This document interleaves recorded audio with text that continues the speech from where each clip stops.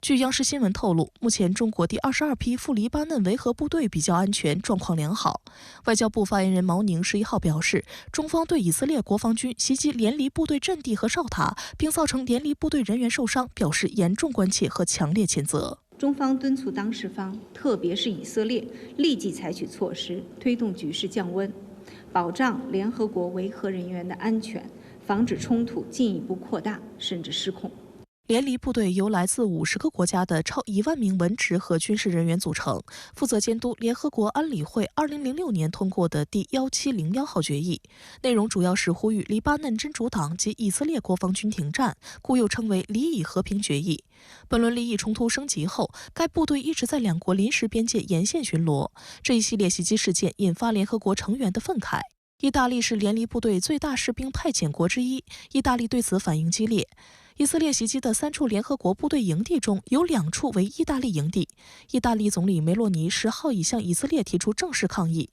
意大利国防部长克罗塞托10号紧急召见了以色列驻意大利大使。克罗塞托还向媒体表示，袭击联黎部队构成战争罪。国际社会纷纷谴责以色列在黎巴嫩制造人道主义危机，升级冲突。其实对以色列呢影响还是很大的，使以色列在黎巴嫩剿灭真主党面临更大的国际社会的舆论压力。伊以局势也在持续升温。以色列安全内阁10号召开会议，讨论如何应对本月1号伊朗对以发动的大规模导弹袭击。据一名以色列官员透露，对于如何回应伊朗，以色列领导人已做出关键决定，但外界尚不清楚决定的具体内容。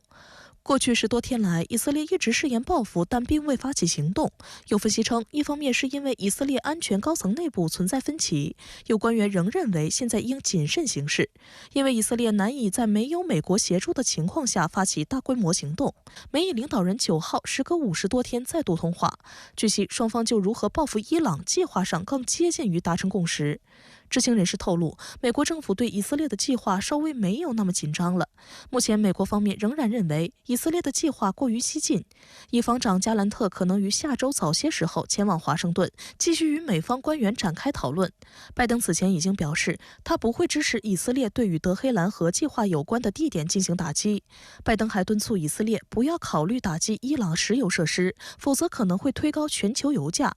事实上，自伊朗10月1号发动空袭以来，全球油价已飙升9%。而且，如果以色列打击伊朗的石油或天然气设施，德黑兰可能会在霍尔木兹海峡等重要航道上施加压力。全球1/5的石油供应经由此地，对全球经济至关重要。海湾地区国家也正游说美国阻止以色列攻击伊朗的石油设施，因为这些国家担心，如果冲突升级，他们的石油设施会成为报复目标。分析称，内塔尼亚胡的其他选项包括进行一次象征性的打击。目前，以色列最有可能的军事回应就是针对伊朗的导弹基地发动袭击，这一做法最不可能再次引发伊朗的报复。当前的中东的矛盾主要是以色列和伊朗的矛盾，所以在这种背景下，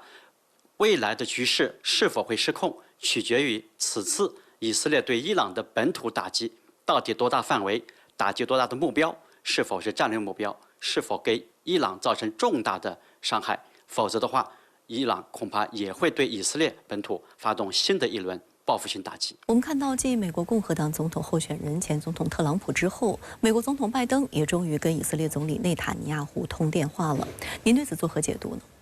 其实，在伊朗用导弹袭击以色列10多天之后，扬言立即要报复的以色列，至今没有采取行动。我认为这背后的原因，并不是卡在了以色列与伊朗的军事博弈层面，而是卡在了政治与外交层面。而且，这个政治与外交层面的博弈，还不仅仅是发生在美国与以色列之间，美国的民主党与共和党，拜登总统与内塔尼亚胡总理，以及哈里斯与特朗普2位总统候选人，也都同时卷入到了这场错综复杂的博弈当中。出于自身的政治利益考虑与选情需要，特朗普在上周致电内塔尼亚胡，不仅对以色列攻击黎巴嫩真主党的行动给予了高度肯定，甚至还公然纵容以色列立即攻击伊朗的核设施。同样，出于民主党的政治利益考虑与哈里斯的选情需要，拜登这是希望内塔尼亚胡把报复伊朗的行动拖到11月初美国的总统大选结束之后，或者退一步，即使以色列要在选前报复，那也最好只能打击伊朗的军事目标，而不是攻击伊朗的核设施和石油设施，以免引发以伊之间的大战。为此，无论是特朗普还是拜登，都使出了浑身解数，并且采取软硬兼施的措施，企图操控内塔尼亚胡政府为我所用。我个人判断，最终内塔尼亚胡极有可能会选择两边都不得罪，在两边之间玩一个微妙的平衡，也就是既部分的听特朗普的话，选择在美国总统大选之前报复伊朗，同时又部分的听拜登的话，只打击伊朗的军事设施，不攻击伊朗的核设施和石油设施。在拜登与内塔尼亚胡通电话之后，白宫发布的通告中并没有提及以色列对伊朗的报复行动。同时，有白宫官员更抱怨以色列拒绝分享相关报复计划的细节。您对此如何看？我认为，虽然白宫的通告中并没有提及以色列对伊朗的报复行动，但是这绝对是拜登与内塔尼亚胡长达50分钟通话中最为重要的内容。同时，出于军事上保密的需要，也就是害怕拜登政府会将以色列的行动细节提前透露给伊朗，以色列肯定不会将这次军事行动的细节全部告知拜登政府。但是，这并不意味着双方没有就这次军事行动中所涉及的原则性问题达成共识。经过长达10多天的激烈博弈之后，美以双方，或者说是拜登与内塔尼亚胡，终于就以色列如何报复伊朗达成了一份不对外公开的交易计划。而在跟内塔尼亚胡政权达成交易之后，我认为接下来拜登政府还将会通过秘密渠道去跟伊朗打招呼，甚至是跟伊朗做私下交易，也就是告诉伊朗，为了避免以伊之间的全面战争，我好不容易压制住了内塔尼亚胡，让以色列不要攻击伊朗的核设施和石油设施。在这种情况下，你伊朗也必须要给我美国一个面子，也就是面对以色列的报复行动，伊朗也必须要保持克制，不要还手，否则的话，我美国就要出手了。那面对以色列即将到来的攻击行动，您认为接下来伊朗又会采取什么样的措施来应对呢？在回答这个问题之前，我想提醒大家注意2个动向。其一是伊朗正在对以色列周边的阿拉伯国家采用软硬兼施的2手策略。硬的一手是警告这些国家不得为以色列攻击伊朗的行动提供方便，尤其是不得为以色列开放领空，否则的话，伊朗将会打击这些国家的石油设施。软的一手是